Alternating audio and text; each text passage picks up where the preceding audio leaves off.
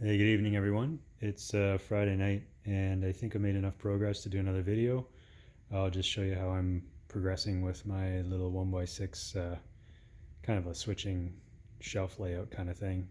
This is for my office again, and I'm trying to do as much as I can properly before I get into it too much. So it is slowing me down, but I think the results are good.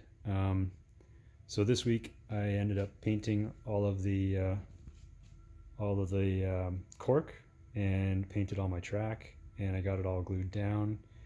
I've got all my feeder wires attached, so I've got the frog feeders attached and I've got my power feeders. So I think I got 8 feeders on this thing already, and I got each switch has a frog wire coming down, and I've done all my wiring underneath, save and except for the powering of the Arduino. I've got my bus for my SG90s, the servos, and I got my bus for the track. I just need my bus for the Arduinos. I think I'm gonna have 3 of them on this layout. So I got one there and I got 2 more upstairs. So everything's arrived. I got my wire. I got my push button. So I'm just testing the fit. That's a 5/8 inch hole on those guys. And again, before I fix this thing, I've got to do the fascia. So this has to come out. It's a really snug fit. And anyway, so I can't put that in yet. I did get some feedback, so I will try and do one button for each crossover. So there's a crossover here and a crossover here. And so this button hopefully will operate these two. And I'll do another button here to operate those two. And then I'll have 2 separate buttons for these guys over here. What else can I say? Okay. So my setup for the servos, I'm using I believe it's 1/2 inch aluminum channel. I just cut, this is too short, but I cut sections out. And this is my setup. So I've got my SG90 slammed in there. That's just a friction fit. I'm using K&S 0.81 mil wire, and I got to do kind of an S-bend on that to get it in. And then that little block of wood has been PL premiumed onto there. And the PL is holding that, and that's got to dry.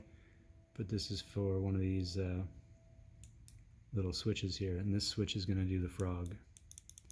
So once this dries up, I've got to figure out how far the arm swings on the servo, and then glue this on in the right place, which is going to be kind of tricky. So the frog wire I think is going to be in the center, and the other 2 power wires from the track are going to go onto these external ones here. And I also have to get that right too, because I don't want to cross that up. But the green is in the center as far as I know. So that's my little setup. These are going to be PL'd onto the bottom of the board as well. I got really good action. I've just done a test on the switches. So the little rod comes through here, and I've got my hole drilled there. And so yeah, it should work out quite well. I have some pretty freely moving switches, which is nice. They're not sticky at all. I obviously didn't paint around there. I'm going to hand paint those. What else can I show you? Okay, well, somebody was asking me how I do my PC ties, and I just cut them out of this on the table saw.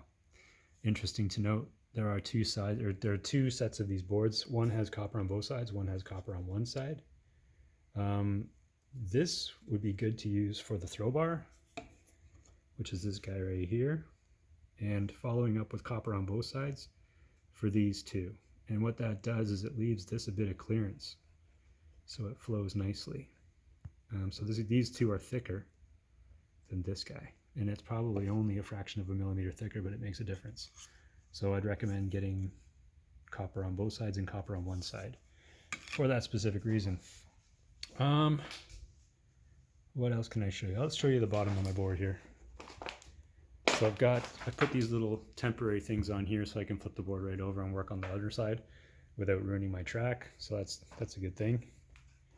I'll just flip this up at a 90 and show you what I got on the bottom. Okay, so obviously 1x2 there, I cut 6 holes in there, and I've only got 3 of those. But the big thick white and the big thick black I think is 12 gauge wire from household wiring. And then I've got some 20 gauge to run the 5 volts for my servos. That's the red and the black thin one there. And the tiny little green guys here are my frog wires. And the big holes there are where my servos are going to go. And so these are my feeder wires. The white and black is my feeder. And yeah, so it's getting busier than my big layout downstairs, just for this tiny little 6-foot section. But again, I'm trying to do more things. Yeah, maybe I actually have to try and investigate the LEDs too, because they are in the they're in the sketch, in the Arduino sketch. So maybe I should try and get them working. Why not? What else can I show you? Oh yeah, normal chucks on drills are not they're not fine enough for these drill bits. This is the drill bit I used to do the holes for the throw bars. So I've actually wrapped a bit of tin foil around there so it'll actually stay in the chuck. I don't know if anybody knows if there's a finer chuck around, but the chucks on regular drills do not go that small.